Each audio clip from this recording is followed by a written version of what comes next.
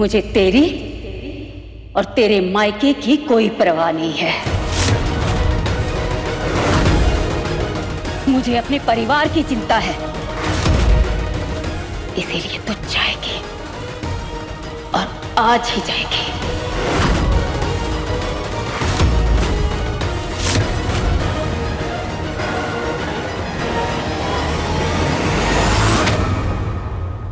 ये ले।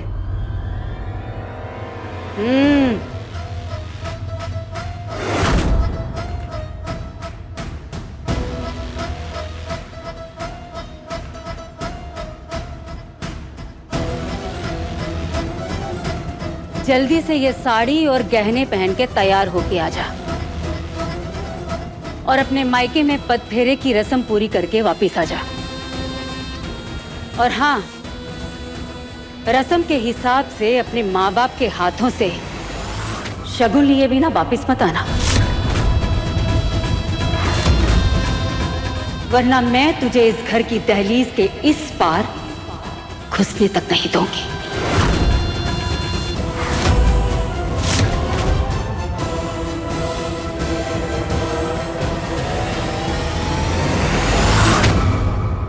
ऊर्जा बहू, असली घी से बनी हुई मिठाइयां ही डिब्बों में पैक करना। नेहा बहू पगफेरे की रस्म के लिए ससुराल मायके जा रही है। मिठाइयों की खुशबू से ही पूरे मोहल्ले के मुंह में पानी आ जाना चाहिए। नेहा को साड़ी तो अच्छे से पहना दी है मम्मी जी, और वो श्रृंगार करके भी नीचे आती ही होगी। लेकिन लेकिन क्या? इस घर की परंपरा के हिसाब से तो पगफेरी की रस्म के लिए दूल्हे का छोटा भाई लेके जाता है ना नई बहू को।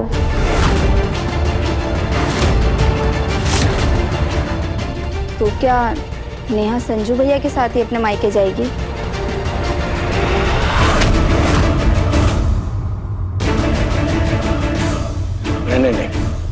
नहीं बेबी जी, संजू का वहां जाना ठीक नहीं है। याद है ना, अपनी नस काट कर अधमरी हालत में आया था पिछली बार वहां से।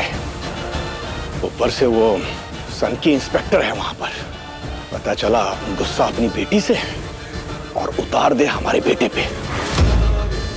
सही कह रहे पापा जी, बेकार में खतरा मोल लेना नहीं चाहिए। तो फिर क्या होगा इस परंपरा का?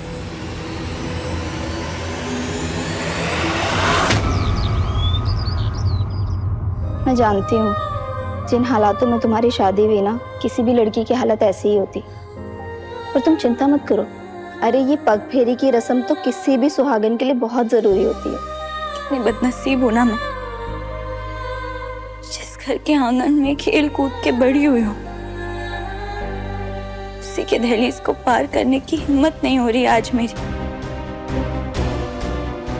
जिन पापा की उंगली पकड़ के चलना सीखा, जिनकी आवाज को नकल करके बोलना सीखा, उनके सामने जाने में डर लग रहा है मुझे। समझ नहीं आ रहा है कि घर वालों से हाथ कैसे मिलाऊंगी, कैसे उनसे बात करूंगी, क्या समझाऊंगी, क्या बताऊंगी।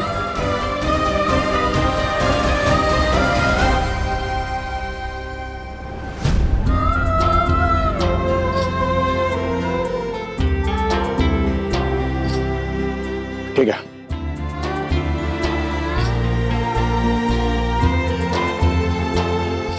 सदा सुहागन रहो। जाओ, पर एक बात याद रहे, शाम को सूरज डूबने से पहले वापस इस घर की दहलीज के अंदर आ जाना चाहिए तुम्हें। जी।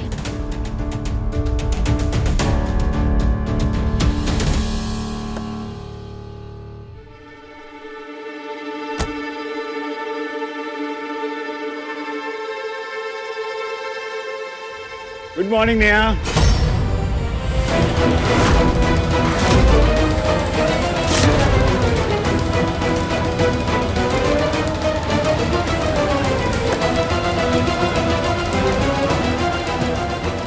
आओ नेहा, बैठो। याद है नेहा, मैंने तुमसे वादा किया था कि मैं तुम्हें तुम्हारे पापा से मिलवा के रहूंगा, तुम्हारी सारी प्रॉब्लम ठीक कर दूंगा। तो चलो आज इस शुभ काम को पूरा करते हैं और इस मीटर को क्लोज करते हैं। नेहा, तुम्हारे पापा को तुमसे फिर से मिलवा के रहूंगा मैं। ये वादा है मेरा तुमसे नेहा। उठ जा भाभी। अगर मैं गलत नहीं हूं तो हमारे घर के रिवाज के हिसाब से पग फेरे की रस्म निभाने के लिए देवर भी साथ में जाता है, नहीं? मैं जानता हूं नेहा कि तुम्हारी अजय भैया के साथ शादी झूठी है। तुम्हारा और मेरा ये भाभी देवर का रिश्ता भी झूठा है, पर संजू का नेहा से किया हुआ वादा सच्चा है और आज संजू इस वादे को निभा के रहेगा।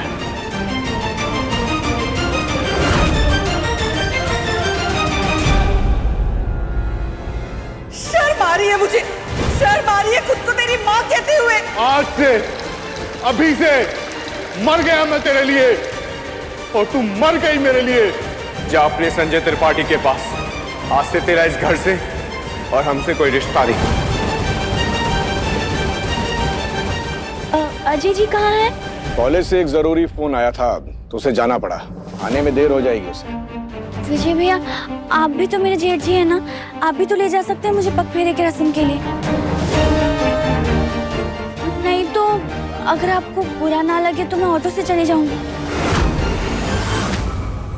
तुम्हारे कहने से हम अपने घर की परंपरा और रिवाजों के साथ खिलवाड़ नहीं कर सकते। परंपरा के अनुसार तुम्हें अजय के छोटे भाई संजू के साथ ही पग फेरे की रस्म के लिए जाना होगा और कोई रास्ता भी नहीं है। चुपचाप गाड़ी में बैठो, जाओ। नेहा, आओ ना, लेट हो जाएगा।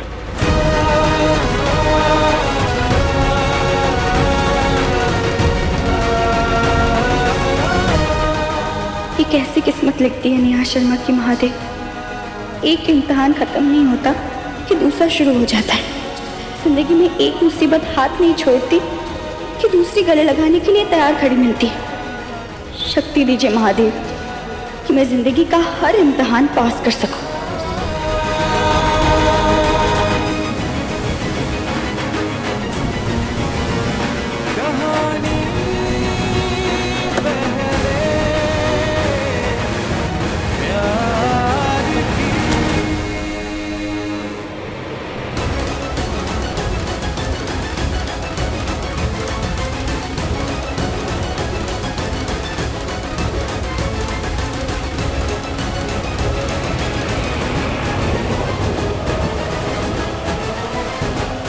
और कोई तमाशा नहीं होना चाहिए।